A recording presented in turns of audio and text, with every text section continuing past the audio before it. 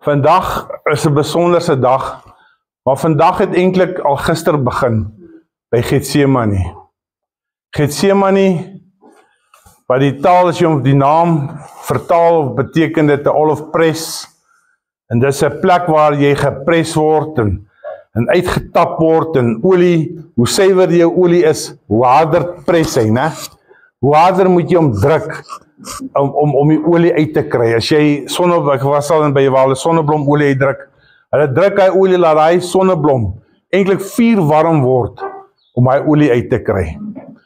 So met 'n olyf is dit nog seker nog erger, want dit het 'n harder pit en alles om hy olie uit te kry.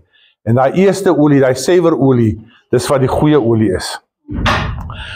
Jesus hy die vorige nagmaal gehad, sy disippels gevat en vir hulle leer die nagmaal, en hy gaan toe met sy disippels die volgende dag om te gaan bid in Getsemane. In Getsemane los hy die groter groep hierso eenkant en sê bly hierso, waak en bid. En hy loop, hy vat sy 3 disippels wat nader aan hom was, bietjie dieper in Getsemane in. En hy sê vir hulle, wag hier, waak en bid. En Jesus gaan binne toe en hy bid en hy bid. En hy sê, Here, as hierdie beker, is daar nie 'n manier hoe hierdie beker verby my kan gaan nie. Jesus was 'n rein mens, hy was rein, hy was God gewees, geen sonde in hom nie, niks. En hier kom die beker voor hom, en hy sien al die gruwels van die wêreld in hierdie beker, en hy moet dit indrink in sy liggaam in. En hy sê, Here, kan hierdie beker nie verbygaan nie. Hy gaan terug na sy disippels toe, en hy kry hulle vas in die slaap. Hy sê, staan op, kan jy net waak vir 1 uur nie, bid en waak. En hy gaan terug in die tuin in. En die beker wag vir hom daar. En hy staan daar en hy bid en hy sê, Here, kan die beker nie maar verbygaan nie. En daar is 'n besef en 'n engel kom af uit die hemel uit, God stuur 'n engel en sê vir hom, jy is die perfekte offer. Daar kan nie 'n ander een wees, daar kan niks groter wees as jy nie. Daar is niks groter as wat jy is nie. En Jesus vat hy beker en hy drink hom. Met al die gruwels in wat die mense gedoen het van die begin van die aarde af. En daar het nog meer gruwels bygekom van wat ons nog, in die toekoms gaan daar nog leliker goed gedoen word, deur die duiwel uitgedink word, hoe hulle Jesus kan terg, né? Hoe kan hulle God terg? Hulle het hierdie gruwels uitgedink, die duiwels. Al die dinge. En Jesus drink hy beker, en hy gaan uit die tuin uit, en hy sê, en hier kom 'n disipel aangestap, een wat 3 jaar saam met hom gewees het. Kom aangeloop na hom toe. Sien hom op die wang. Is dit nie so ironies nie? Altyd die ou wat naby jou is, altyd die ou wat die naaste aan jou, met 'n soen. Jesus sê vir hom, moet jy my verraai met 'n soen? En die ouens gryp hom. Petrus, die apostel wat altyd maar vuur en vlam was, gryp sy swaard en hy kap maar gas se oor af. En Jesus sê, nee, dis nie hoe ons werk nie. Vat die oor, plak hom terug. In hierdie proses het Jesus hierdie absolute agony gehad. Hierso waar ons baie keer sê, ons is 'n bloedskeidingssaak in 'n hof of whatever, waterskeiding, en dit is hierdie waar hy so gebid het en dat die bloedweefsels wat in sy vel is, gebars het, en dit het uitgeloop by sy sweetgaatjies as bloed. Dit is 'n werklike ding wat kan gebeur, maar jy moet in absolute diepe angs wees, gebid wees, en dit absoluut erg wees, dat hierdie ding so kan gebeur. Jesus was daar, met my en jou op sy gedagtes, het hy gebid vir die Here. En hy sê, hoor hierso vir Petrus, dink jy nie, ek kan meer as 12 legioene engele roep? Nou nie. 'n legioen is 6000 man. Een engel slaat 185.000 opgeleide soldate dood. Hy kan 72.000 engele oproep. Nou, engele staan gereed bo met hulle swaarde en hulle mooi klere en reg om te kom as Jesus net sê, help my. En Jesus vat en hy stoei met homself en hy engel versterk hom en hy gaan uit. En hy word gevangenis geneem, hy word gemartel en geslaan, hy word bespot en 'n doringkroon word op sy kop gesit, hy word van hier afgestuur na daai ou toe, na die ou toe. om sleg gesê te word, almal haat om 'n week terug, 'n paar dae terug, 6 dae terug, het die almal toe in Jerusalem ingekom het vir hom geskree, Hosanna, Hosanna aan die koning, die hoogste hemel, die hoogste een van almal, hulle skroep hom uit, Hosanna. 6 dae later skree hulle voor Pontius Pilatus, kruisig hom, hy moet sterf.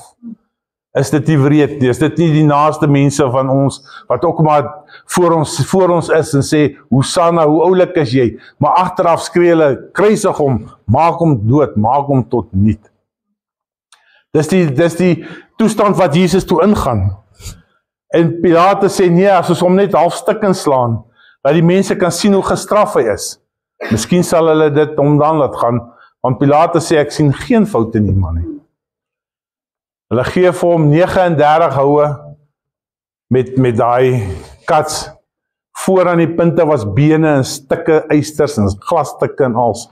Met elke hou wat val, ruk hulle vlees af van hom af. Op die 39ste hou is jou ribbekas agter ons bloot om. Die 40ste hou slaan daai punte van daai goed binne in jou longe in, ruk stukke uit en dan is jy dood. Hulle wil jou net martel en slaan tot voor jy doodgaan. Hulle slaan dat hy, Jesaja sê, dat jy hom nie amper eers kon herken het as 'n mens nie. So bebloed was hy, so was stikkend geslaan was hy. Met elke slag met ons op sy gedagtes. Elke slag wat hy deur het gaan, dink hy aan my en jou, wat vandag hierso sit, en sê, Here, ek het dit, ek het die probleem, ek het daai probleem, ek het dit, help my, red my, genees my, alles. Dit is als op sy gedagtes op hy oomblik, en hy vat daai ou swaar ruwe kruis, en hy begin stap na die kruis toe, na Golgotha. Nou mense, daai tyd, was daar nie skaafmachine, of verf om die kruis mooi glad te maak nie. Dis gekap met byle, dis gekap, dis 'n ou ruwe kruis. Wat dink net vir jouself, in die ou dae as jou voete gebars het, nie, hardloop in die veld, hoe steek hy grasies in jou seer barste voete in? Ne? Weet julle hoe voel dit? Daai arme man moet daai kruis dra, vol splinters, op 'n rug wat nie eens meer vel het nie. Steek hy splinters oralster in hom in. Maar hy het my en jou op sy gedagtes. En hy dra, hy val onder hy swaar kruis. Elke slag tel hy op, hy staan op, hy bier vorentoe, na Golgotha toe. Op Golgotha kom hy, en daar's 2 boewe aan sy weerskante van hom, en hulle sit hom daar in die gat. Nou, hoe dit gewerk het, hulle het jou vasgeslaan so op die kruis. Daai spykers is nie dun staalspykertjies, of nielpins wat ons vandag het, nie, duimdrukkertjie nie. Dis sulke dik penne wat hulle deur jou geslaan het. En die sterkste deel aan jou voet waar hulle jou kan kruisig, is hierdie hakbeen. Jy het jou voete so aan die weerskante van die paal gesit, het hy dik spyker deur hy hakbeen geslaan, binne in die houten. En so moes jy hang aan jou hakke en aan die spykers. Nie spykers nie, dit was karbonkels, man, dit is soos hierdie cast-iron goeders wat ons vandag het. Met treinspore vashou amper, wat hy deur hom geslaan is. En daar hang hy, hoe hulle gesterf het in daai tyd op die kruis, as jy gehang het en jy het gesak, het die water opgestoot in jou longe en jy het verdrink. En om jouself te red, moes jy op hy spykers deur jou voete jou oplig, om asem te kan kry. Dis hoe hulle gesterf het. En in hierdie proses, die hele proses, het Jesaja gesê, hy gaan soos 'n skaap na slagpale gelei word, sonder om 'n woord te sê. Hy sê, gaan en hy loop hy pad, met jou en my op sy gedagtes, en hy sê nie een woord. Hy vat al die spoeg wat op hom spoeg. Hulle vat al die slaane wat hulle slaan op die doringkroon op sy hoof. Hulle vat al die sambokhoue, die vloeke, die stampe in hy straat, waar hy deur die Romeinse soldate moet loop, almal stamp hom om met die kruis en lag vir hom, as hy val met die kruis boop hom. Hy gaan dit deur, hy sê nie een woord nie. En hy stap vorentoe en hy kom daar by die kruishout, en daar staan hy.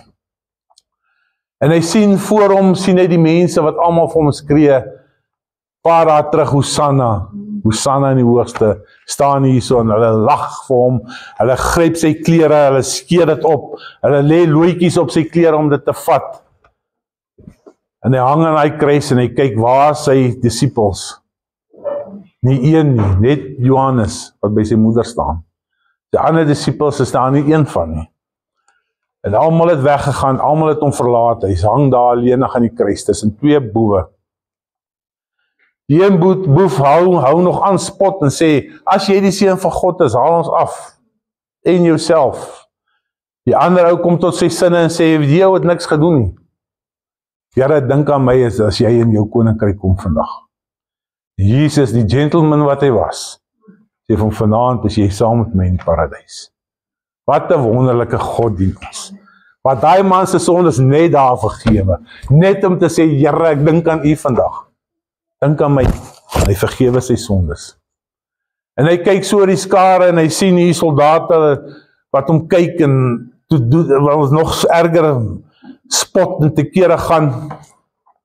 En hy sê vir sy pa, Vader, God die Vader, Here, hierdie sondes wat hulle nou doen, reken hulle dit nie toe nie.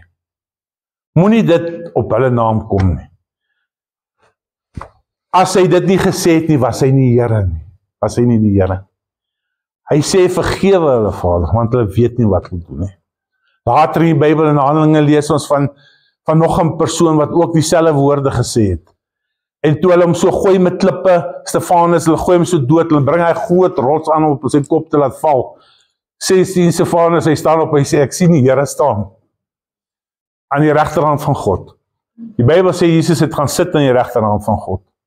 Maar Jesus het gestaan en kyk, wat gaan Stefanus doen? Gaan hy ook sê, die voorbeeld wat ek vir julle nagelaat het, om hulle te vergewe. En Stefanus sê, Here, vergewe hulle, want hulle weet nie wat hulle doen. En Jesus dankbaar, né? En sy gees word opgevat hemel toe. Is dit nie wonderlik nie? Die voorbeeld wat hy vir ons gegee het om mense te kan vergewe, wat met ons lelik was en ons uit mekaar uitgeruk het, wat ons gespoeg het en wat ons verfoei het, om te sê, Here, vergewe hulle, moenie hierdie sondes hulle toereken nie.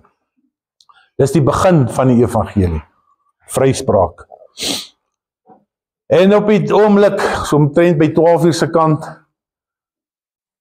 toe sien die mense, maar dit gaan nou Sabbat toe, en hulle moet die knie breek van die mense, dat hulle nie kan verder hang nie, volgende dag is Sabbat, hulle moet dood wees, hulle moet afkom. En hy draai sy gesig so weg, en hy sê, Here, hoekom het jy my verlaat, my Vader, hoekom het jy my gelos hier alleenig? Ek voel alleenig. Ek hang hier so, en ek voel of almal my verlaat het. My vriend, my disippels is nie hier nie. Die almoes wat my gecheer het, toe ek in Jerusalem kom op 'n donkie, hulle skree, nou kruisig hom. En hy hang daar, en hy sê, Here, het u my ook nou verlaat? En so met die laaste oomblik blaas hy sy asem uit, en hy sê, aan u hande gee ek my gees oor. En God die Vader kan hierdie dood nie aanskou nie, draai sy gesig weg. Die Bybel sê vir ons, God is lig. En hy draai, en daar kom 'n duisternis oor die aarde. En in hierdie duisternis word mense genees ver.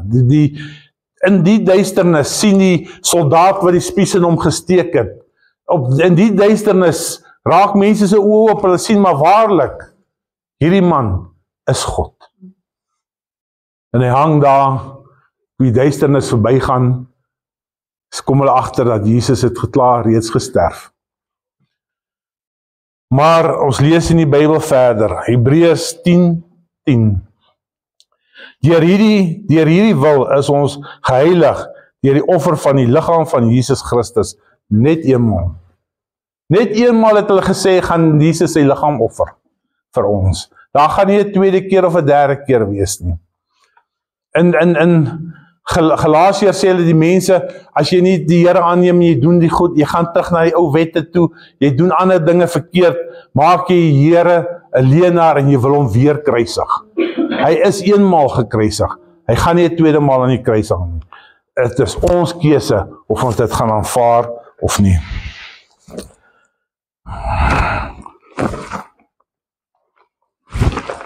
Romeine 3 vers 25.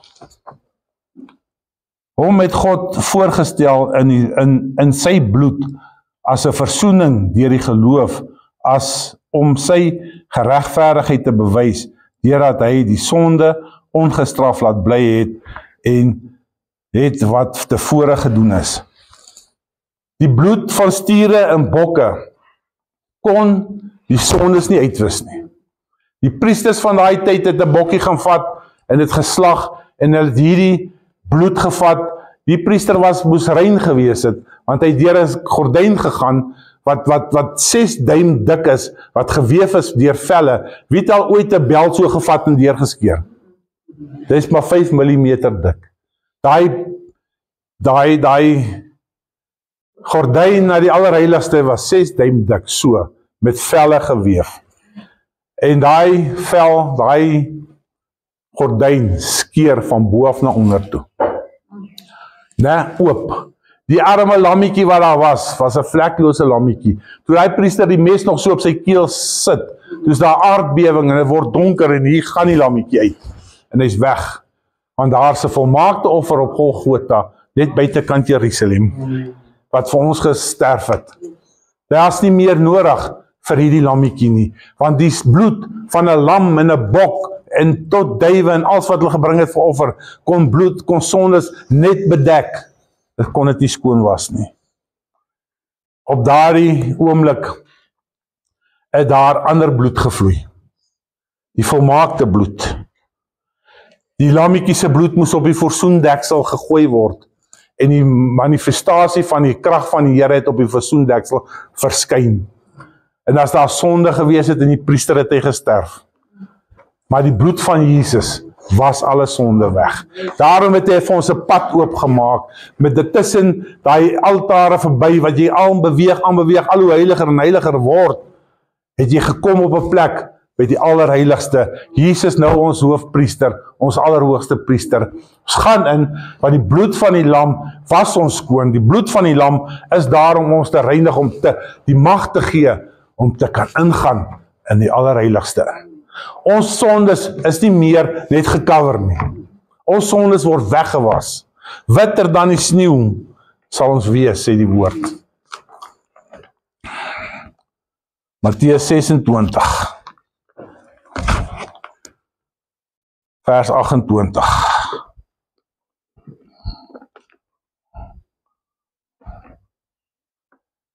Want dit is my bloed, die bloed van die Nuwe Testament, wat baie uitgestort word ter vergifnis van sondes.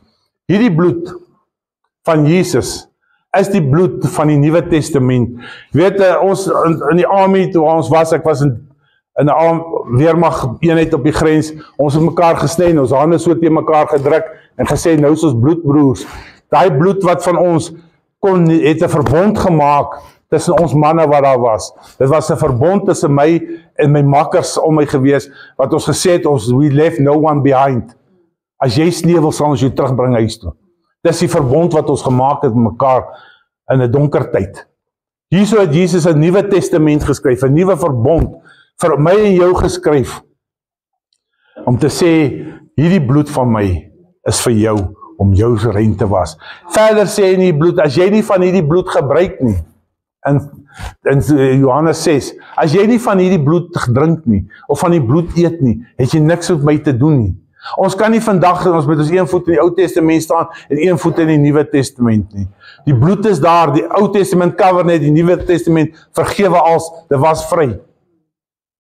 Ons staan vanmôre in 'n verbond, 'n nuwe verbond wat Christus vir ons betaal het. Hy het sy bloed gestort, hy het die prys betaal, hy het dit geskryf in sy bloed, en hy sê vir ons, dit is die Nuwe Testament vir my en jou vandag. Daar is nie meer 'n ander testament nie. Die ou het verbygegaan. Als het niet geword, sê hulle. Prys die Here. Wonderlik is hy, wat oor ons gewaak het die hele tyd. Wat ons op sy gedagtes gehad het, terwyl ons nog vyande was van hom. Het hy dit gesien en hy het ons lief gehad. Is dit nie so nie? Die nagmaal herdenk ons die storting van sy bloed. Die Nuwe Testament. Hierdie bloed wat als skoon was, als rein maak. Lees Romeine 5:9. 8. Maar God bewys sy liefde tot ons daarin, dat Christus vir ons gesterf het, toe ons nog sondaars was. Veel meer dan sal ons nou, dat ons geregverdig is, in sy bloed, deur hom gered word, en ons bewaar van die toorn. Is dit nie so nie? Hier sê vir ons, julle was nog sondaars, julle was ver van my af, julle was gruwelike mense. Maar my kind, my seun het gesterwe, en hy het met sy bloed betaal, om jou te red, en jou te kan beskerm teen die toorn. Die dag as die wêreld gaan begin maal, en die sterre begin val, en al die lelike goed in Openbaring begin opkom, uit die wêreld uit, whatever dit ook al mag wees, halstene so groot, val almal die mense dood, en beskadig hulle, en dit, en die riviere word bloed, en al die mense gaan dood. Maar my bloed regverdig jou, en sal jou beskerm teen dit. Het is nie 'n wonderlike God nie. Hy is so goed vir ons. Ons kan nie anders as om 'n hande klap te gee. Elke dag word mens net meer en meer lief vir hom.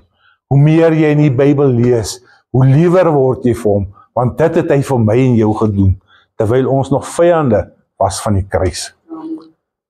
Hierdie ding van die kruis, baie mense sê, julle klink soos 'n slagpaal, en julle praat met bloed en pleit bloed en dit, maar daar's 'n reddende krag binne bloed. Daar's 'n absolute wonderlike ding wat ons nie kan verstaan nie, in die bloed.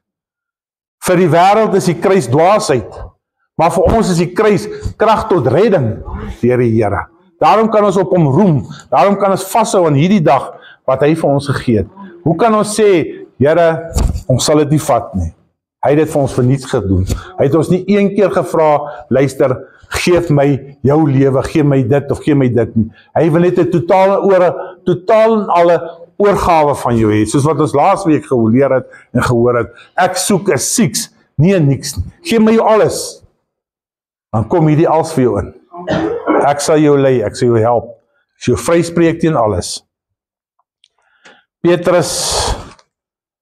Petrus 1 vers 18 en 19. Omdat julle weet dat julle nie deur verganklike dinge, silwer en goud, losgekoop is nie. Julle uit julle lewend wandel wat deur die Vader oorgegee is nie, maar deur die kosbare bloed van Christus, soos van 'n lam, sonder gebrek, vlekloos. Dis wat hy ons mee gekoop het. Hy het ons nie met verganklike goed gekoop nie. Hy het ons nie met mooi woordjies gekoop wat, mense sê nou so, net hoe sê hulle so. Mense gee jou nou geld, net dan kom leen hulle dit weer terug. En mense gee vir jou 'n koek en dan kom eet hulle dit op. En mense gee vir jou dit en enigiets. Dis verganklike goed. Hy het jou gekoop met iets wat nie betaal kan word verder nie. Deur sy kosbare bloed van sy seun, 'n lam, vlekloos, niks pots of niks op hom nie. Hy's 'n goeie God. Amen. Ja, wat kan ons meer sê van Jesus Christus? Hy het vir ons wonderlike die prys betaal, waar ek en jy hier straf moes deurgaan. Het hy ons vrygekoop van dit, met sy eie kosbare bloed. Hoe verdryf jy 'n duiwel van jou af? Dis een manier, sê die Bybel, deur die bloed van die lam en die woord van jou getuienis.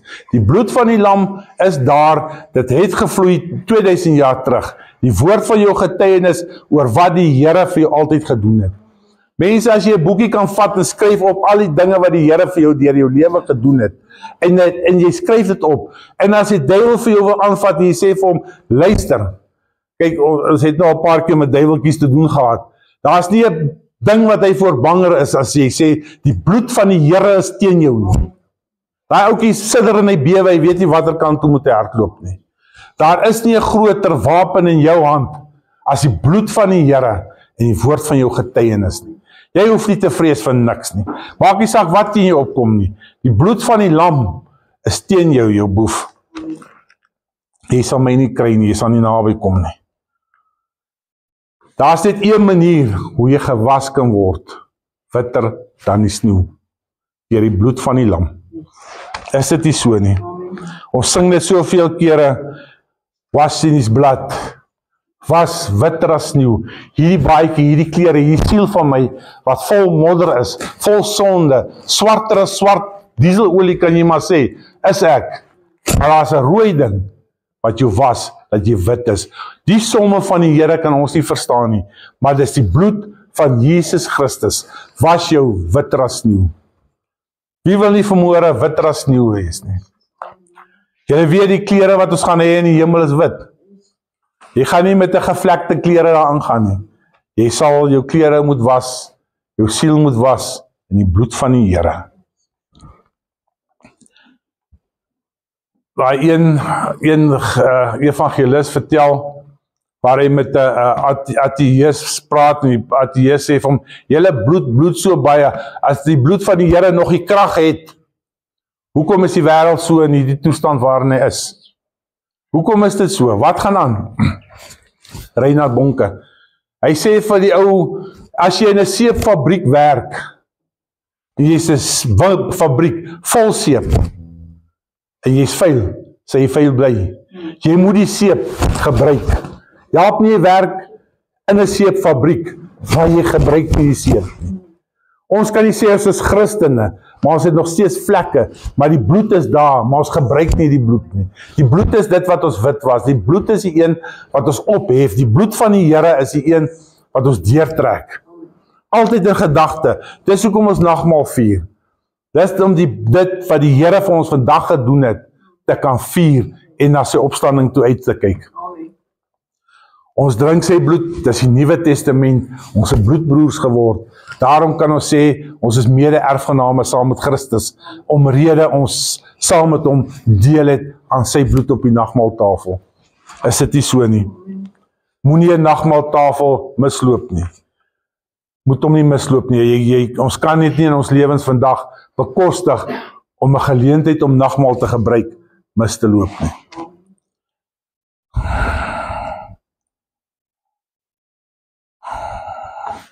As 'n liedjie wat ons sing, love grows where the blood flows.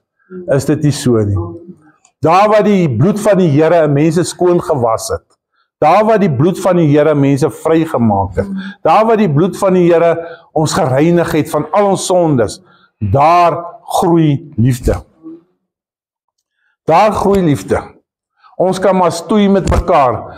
Jy kan maar so slim wees, prokureer, of 'n advokaat wees soos wat jy wil.